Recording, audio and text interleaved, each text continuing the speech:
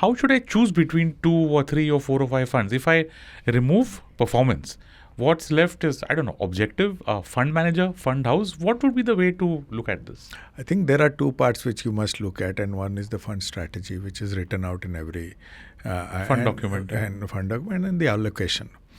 Typically, a large cap invests 85 and 15% is elsewhere in cash or other stocks. Now, I would really look at doing some reading on the fund manager because finally that person will manage the money, and the consistency of returns rather than how high or how low the returns. I would concentrate on that, and if over a period of time a manager has given a consistent return which is to my liking, I would choose that over absolute outperformance or underperformance. And more important, over a period of time, I would look at a fund manager who gives me what or walks the talk. If it's a large cap, it should remain a large cap, and that's how it is because I've chosen it to be a large cap. Now, when you look at the flexi cap as a better example, we call it a flexi cap, but broadly the industry is large cap in nature. That's where I would want a flexi cap manager to be flexible.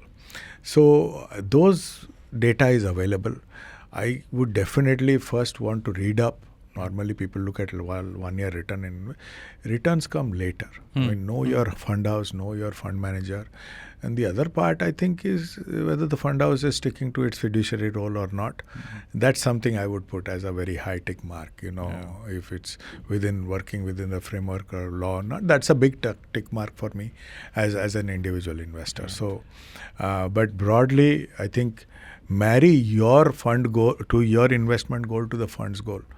The fund has its own goal. It is not for you. It is for the fund manager works for the investment strategy laid down by the fund.